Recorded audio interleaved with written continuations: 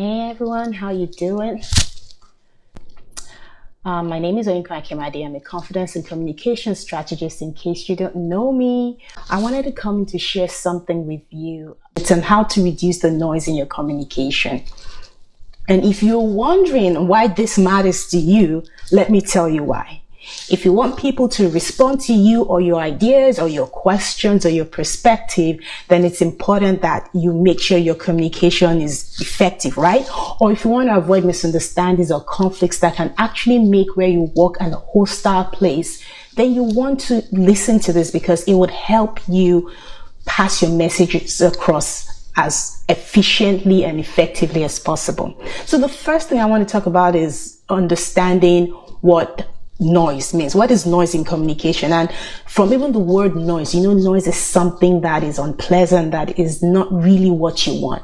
So noise in your communication is anything that distracts, that takes away, that dilutes your message. So if you're trying to pass across a message to somebody else at work and they don't totally get what you're saying, or they ignore what you're saying, or it looks like they're not taking you serious, or they're not as concerned as you think you should be, it may be because you have not communicated it in a way that resonates with them.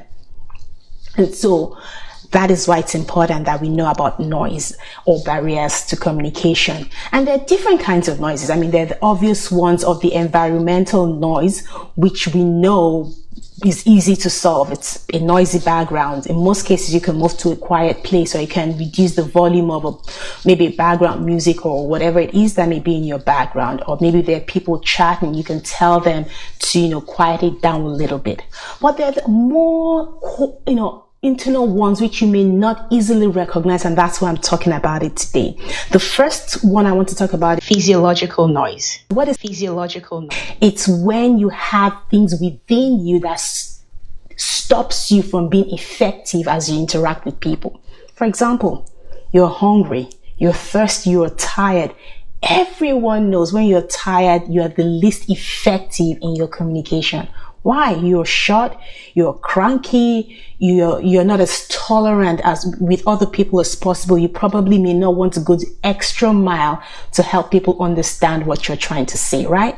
So this is especially important when you're dealing with clients or when you're dealing with customers, a lot of who may not know what they're doing and they're coming to meet you, and it's close to lunch or it's close to your closing time, and all of a sudden, you're just short. What do? I'll get to that in a few minutes. The next kind of noise is what is called semantics noise. And what is semantics? It's the use of words. And this is really funny because sometimes you can use words and it goes over the head of the people you're talking to. And sometimes you can speak language and that it doesn't even resonate with people you're speaking to. For example, if you're an IT person and they're calling you to maybe share your ideas on a project, and all of a sudden you're speaking to them and you're really telling them things that is important for that project to, succeed, especially in the digital space. And you can tell that they're not following you as they should be, or they're not taking you as seriously as they should be. You may want to check, how are you communicating your ideas to them? Are you using words that they can understand? For example, there's one I actually discovered recently, URLs. URLs are the links. So if you want to click on a website or a page, you click on a link, right? And it's also called a URL. And the full meaning of URL is, I think, Universal Resource Locator. I think I wrote that down somewhere. And maybe you're talking to them and you're using, you must make sure you have a Universal Resource Locator that is easy to remember. And people are wondering, what are you talking about? Rather than tell them, make sure you use a link that people can easily remember. So sometimes using words that, it just doesn't resonate with people will make you lose the value, will make you lose the effectiveness of what you want them to get in that communication. Another thing is not even using the words that resonates with the audience. So I remember a particular time I was helping one of my clients, and he was telling me how it was so hard for him to get his boss to add extra people to his project. And I kept asking him, what did you say? How did you request for that. And he said, every time I told him how difficult it was and how it was hard for me to get my job done, and all this while I kept telling him, you are not telling your boss what he needs to hear. If you tell your boss that I need more people to get the products out faster, more quickly, and with a better quality, then he's more likely to listen to you. But if you tell your boss that you need more people because it's a lot of work, well, I'm sorry, it's a lot of work for you, but that's why you get paid, right? You haven't passed across the message he needs to hear. Your boss needs to hear why you want the things you want, and not the effect it has on you, but the effect it has on the job and on the project you're working on. And so it is important that when you're communicating, you avoid things that take away from your message. The other thing too is a lack of specificity. You're asking people to return a project by a certain day. Like, okay, get your project to me get your project to me tomorrow. But you need that project by noon tomorrow. And in saying get your project to me tomorrow, you thought they would bring it first thing in the morning, but that's not what you have said. You just told them to bring the project to you tomorrow. And tomorrow is still the end of day tomorrow, right? So when you're not specific in the things you're saying, then it becomes difficult for people to get, or for you to get the response you want from people. So here are the 4 tips I'm going to share with you on how to reduce the noise, reduce the distractions from your communication. The first one is easy. If you are intentional about it, understand how you feel at that point. Anytime you're about to have a crucial conversation, a conversation that has to go well, take an inventory of how you're feeling and acknowledge it and know where you have to make allowance. Are you hungry? Are you tired?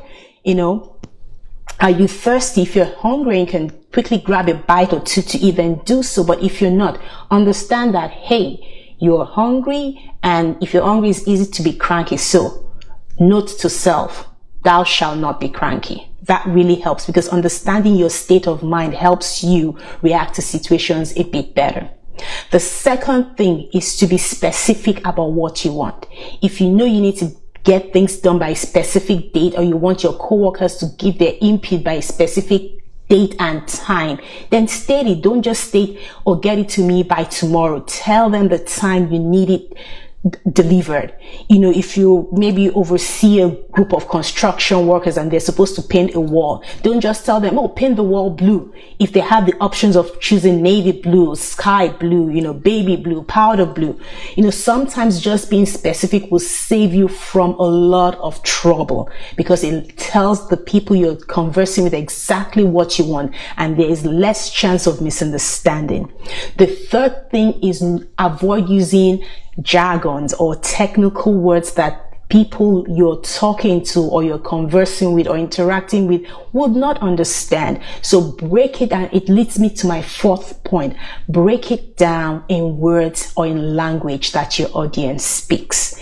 Use the words that those people speak. Try to see how you can express yourself in a way that the person you're working with speaks. So if you're an IT person and you're talking to maybe a marketing specialist, talk about, how you can get more clients by doing this, how you can improve the client interaction or the client retention or whatever it is. So try to find a way to connect what you want to what the other person wants, so that there's a mutual benefit that is obvious to that person. And so with these 4 tips, it would help reduce the distractions and the unwanted communications and the unwanted conflicts that can arise. And this can help not just at work, but even at home.